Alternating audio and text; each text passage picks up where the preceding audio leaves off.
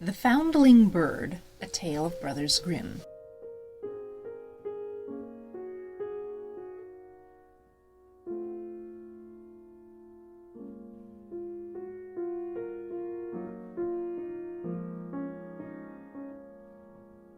There was once a forester who went into the forest to hunt, and as he entered it he heard the sound of screaming as if a little child were there.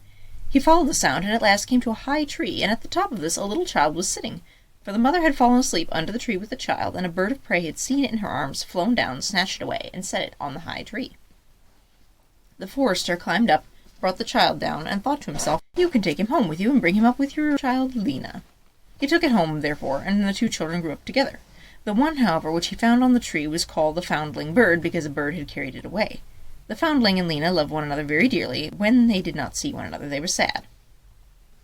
The forester, however, had an old cook who one evening took 2 pails and began to fetch water, and did not go once only, but many times, out to the spring.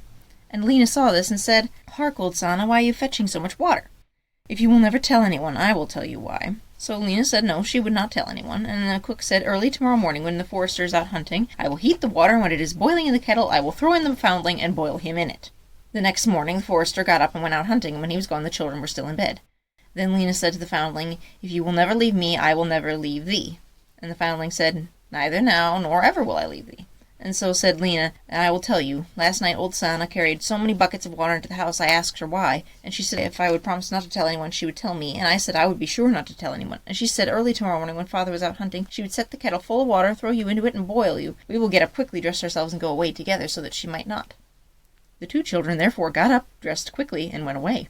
When the water in the kettle was boiling, the cook went into the bedroom to fetch the foundling and throw him in.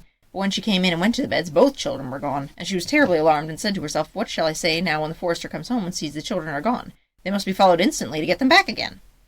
Then the cook sent 3 servants after them, who were to run and overtake the children. The children, however, were sitting outside the forest, and when they saw from afar the 3 servants running, Lena said, "Never leave me, and I will never leave thee." And the foundling said, "Neither now nor ever." Then said Lena, "Become a rose tree, and I the rose upon it."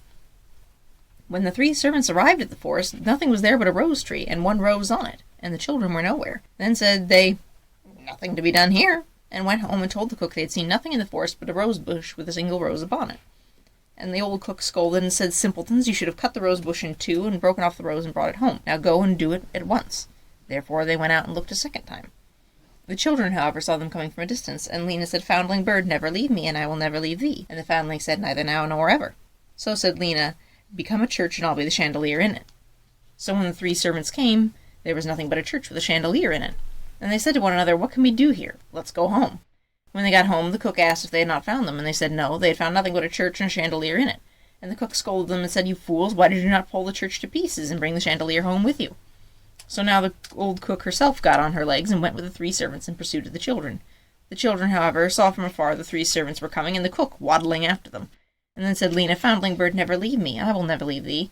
So said the foundling, "Neither now nor ever." And she said, "Be a fish pond, and I will be the duck upon it." The cook, however, came up to them, and when she saw the pond, she lay down by it, and was about to drink it up. But the duck swam quickly to her, seized her head in its beak, and drew her into the water, and there the old witch drowned. And then the children went home together, and were heartily delighted, and if they are not dead, they are living still. The end.